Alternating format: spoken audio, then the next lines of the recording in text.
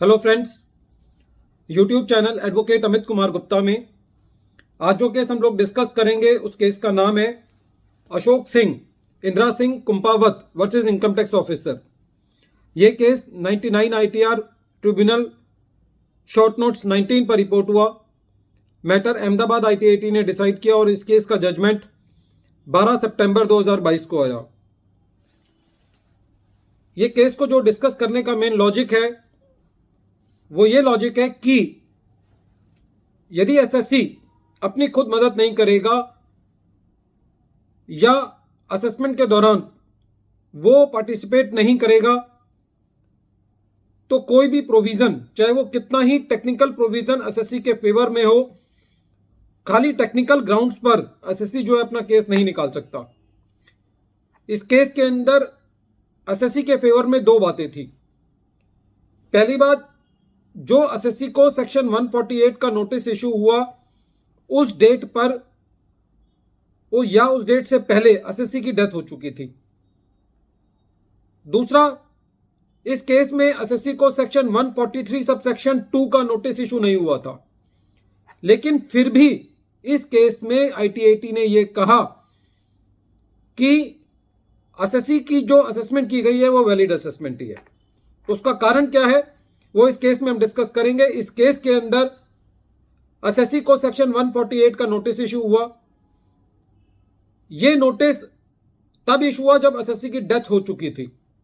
पहली बात तो इनकम टैक्स ऑफिसर को एसएससी की डेथ का इंटीमेशन नहीं दिया गया था। हालांकि कोई ऐसा प्रावधान नहीं है जहां पे इनकम टैक्स एक्ट के अंदर यह कहा गया हो कि यदि एसएससी की डेथ होती है तो उसके लीगल ईयर्स को डिपार्टमेंट को इंटीमेट करना है। लेकिन ये नोटिस जो है जब एसएससी के लीगल ईयर्स को मिला तो पूरी असेसमेंट के दौरान लीगल ईयर्स ने असेसिंग ऑफिसर को ये जाकर के नहीं बताया कि साहब इस एसएससी की डेथ हो चुकी है और ये नोटिस जो है डेथ के बाद एसएससी को मिला है, इसलिए नोटिस इनवैलिड है। यदि वो ऐसा करते तो असेसिंग ऑफिसर के ऊपर बात आ जाती बर्डन कि अब असेसिंग ऑफिसर उस नोटिस को क्वैश करके जो एसएससी का लीगल ईयर है उसको नोटिस इशू कर सकता था। जो एसएससी के लीगल ईयर्स थे उन्होंने असेसमेंट प्रोसीजर के दौरान ना तो सबमिशंस दिए और ना ही यह बताया कि एसएससी की डेथ हो चुकी है। पहली बार CIT अपील के पास, क्योंकि जो असेसमेंट हुआ था वो भी एक्स पार्टी असेसमेंट हुआ, जो 148 का नोटिस इशू किया गया था, एसएससी ने अपनी इनकम टैक्स की रिटर्न फाइल नहीं की हुई थी। एसएससी की करीबन 5 लाख रुपए की सैलरी इनकम थी और 11.5 लाख रुपए कैश डिपॉजिट था। तो असेसिंग ऑफिसर के पास कोई ऑप्शन नहीं था, उन्होंने उसका एडिशन कर दिया। CIT अपील के पास पहली बार एसएससी ने जाके ये कहा कि साहब एसएससी की जो एसएससी के लीगल रिप्रेजेंटेटिव थे या लीगल ईयर थे उन्होंने ये कहा कि एसएससी की डेथ हो चुकी है, लेकिन वहां पे भी कोई सबमिशंस नहीं दिया कि 11.5 लाख रुपए कहां से आए और क्यों एसएससी ने असेसमेंट प्रोसीडिंग्स में कोऑपरेट नहीं किया। इसलिए CIT अपील ने भी ऑर्डर जो है कंफर्म कर दिया। जब मैटर ITAT में गया तो वहां पे भी एसएससी जो है वो अपीयर नहीं हुआ, वहां पे भी कोई डॉक्यूमेंट सबमिट नहीं किए और ना एसएससी का कोई लीगल रिप्रेजेंटेटिव या कोई ऑथराइज्ड रिप्रेजेंटेटिव वहां पे प्रेजेंट था। तो ITAT का ये कहना था कि जो पहली प्ली है जिस पर एसएससी कह रहा है कि साहब ये नोटिस डिजीज्ड आदमी को इशू किया गया है, तो क्योंकि ये फैक्ट पहली बार CIT अपील को बताया गया इसलिए ITAT ने इस बात को तवज्जो नहीं दी।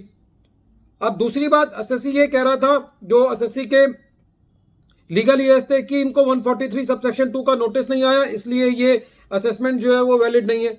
तो इसके ऊपर ITAT ने बहुत इंपॉर्टेंट लॉ की पॉइंट की बात कही कि सेक्शन 143 सब सेक्शन 2 का नोटिस देना तब जरूरी होता है जब एसएससी ने सेक्शन 148 के नोटिस के अगेंस्ट रिटर्न फाइल की होती है।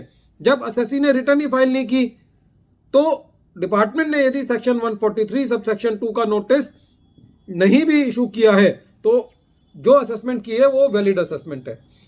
तो फ्रेंड्स, इस पूरे केस को पढ़ने के बाद यह पता चलता है कि यदि हम अपनी मदद खुद नहीं करेंगे तो खाली टेक्निकल ग्राउंड्स पर हमको ये जरूरी नहीं है कि ITAT से भी हर बार मदद मिल जाए। तो एसएससी को अपने पेपर्स, अपने डॉक्यूमेंट्स और टाइमली अपने राइट को एक्सरसाइज करना बहुत जरूरी है। यदि एसएससी ने के लीगल रिप्रेजेंटेटिव्स ने, लीगल हियर्स ने असेसमेंट के दौरान ये कहा होता कि साहब एसएससी की डेथ हो चुकी है, ये इसलिए ये नोटिस इनवैलिड है, तो शायद इस केस का परिणाम जो है वो कुछ और होता। वीडियो के अंत में एक बार फिर मैं केस का नाम रिपीट कर रहा हूं। केस का नाम है Ashok Singh Indira Singh Kumpawat versus income tax officer. Thank you friends.